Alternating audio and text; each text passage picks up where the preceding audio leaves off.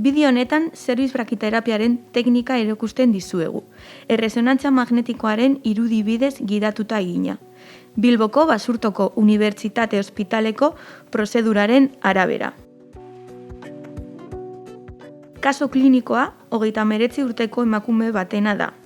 6 zentimetroko gehieneko diametroa duen zerbitz kartzinoma epidermoidea du, eta 2 parametroen du eragina. Diagnostikoari egindako erresonantzia magnetikoan islatzen den bezala. Kimioterapiari lotutako kanpo erradioterapiako tratamendua josetzen du hasieran, eta hondar tumorea duen gaixotasuna da lortutako erantzun partziala, 3 zentimetroko gehieneko diametrokoa.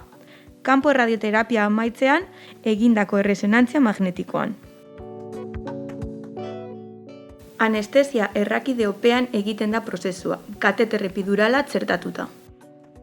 Pazientea anestesiatu eta posizio ginekologikoan jarri ondoren, zundaketa uretrala egiten da, eta eremua prestatzen da. Minimoki, inbaditzaileak diren prozedura ginekologikoetan ohikoa izaten den kirurgia materiala erabiltzen da. Prozedura honetan gainera, isotopo irradioaktiboa gidatzeko erresonantziarekin bategarriak diren magnetikoetarako aplikagailuak erabiltzen dira.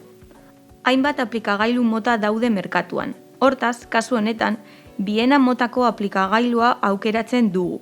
Hainbat amenetako umetoki barruko zundak eskaintzen dituena. Paziente bakoitzaren anatomia partikularrera egokitu ahal izateko, eta vagina kupulara egokitzeko moduko erastun formako zunda bat ere bai. Azkenik, aplikagailu horrek osagarri bat ere badu. Haren bidez, orratz plastikoak sartzeko aukera ematen duena parametrioen irradiazioa gehigarrirako. Eremu kirurgikoa prestatu ondoren, miaketa ginekologikoa eta histerometria egiten dira. Erabili beharreko umetoki barruko zundaren luzera aukeratzeko.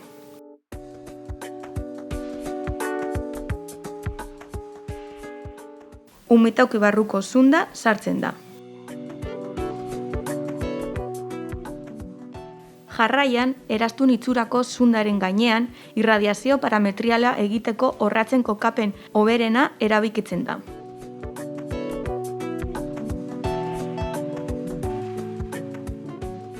Eta resonantzia magnetikoa kontuan hartuta, orratz parametrialen sakontasun egokiena aukeratu da eta markatu egiten dira, prozeduran zehar kontrolatzeko.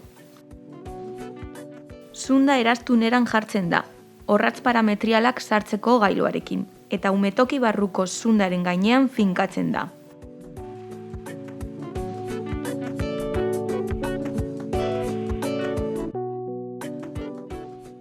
Jarraian, orratz parametrialak sartzen dira, eta miaketaren bidez gidatuko gara, behar bezala sartu ahal izateko. Gailu bat jartzen da orratz parametrialak finkatzeko eta identifikatzeko.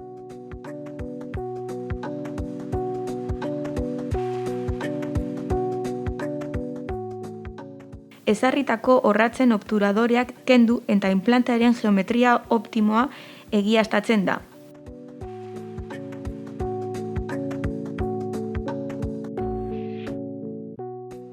Gaza sartzen da aurreko ondesteko horma bereizteko eta horri esker ondestean erradiazio dosia murriztea lortu ahal izateko. Azkenik, inplantea finkatu eta egonkortu egiten da perineoan.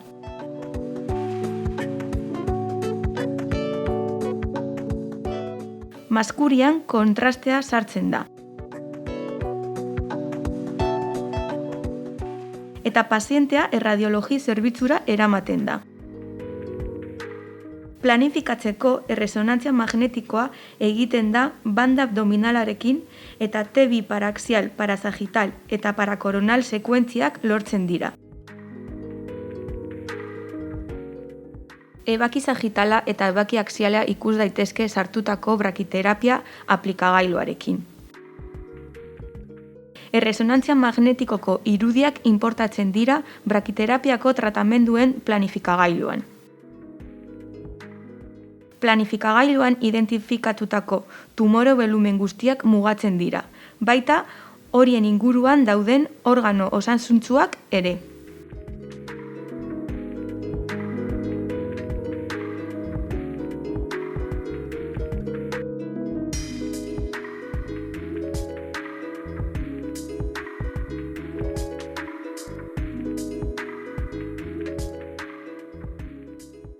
Planifikagailuak aplikagailuen liburutegia dauka. Bertatik, pazientearekin erabili dugun aplikagailua aukeratu eta azterketaren 3 dimentsioen gainean orientatzen dugu erresonantzia magnetikoa, planifikagailuan.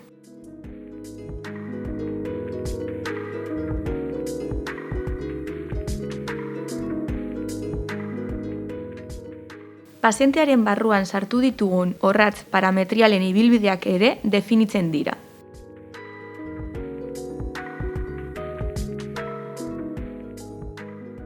Hirude berreraikuntza honetan, tumorazioaren eta aplikagailuaren eta orratzen arteko lotura espaziala ikus daiteke.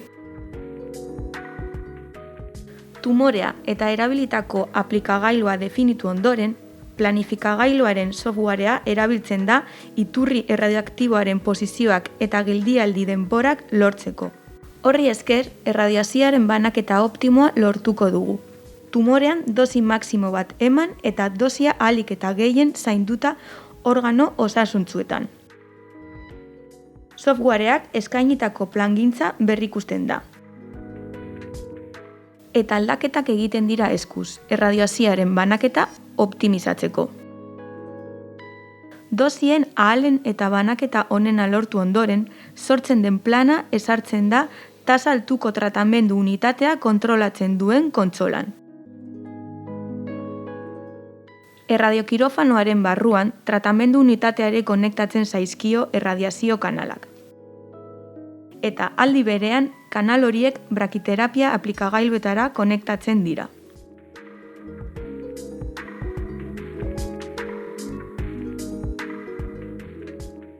Kontsolaren bidez, erradiokirafonatik kanpo prestatutako erradiazio plana gauzatzen duen tratamendu unitatea aktibatzen da.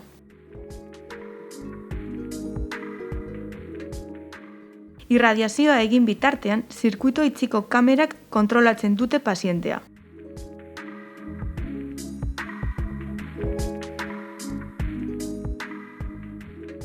Orratz interstizialekin egindako erresonantzia magnetikoaren bidez gidatuta egiten den zerbiz brakiterapia metodo egokia da tumoren kontrolean emaitzarik onenak lortzeko, pazientengan efektu toxikoak minimizatzen dituelako. Hortaz, erreferentziazko zentro gehienetan sartuko da, pizkanaka.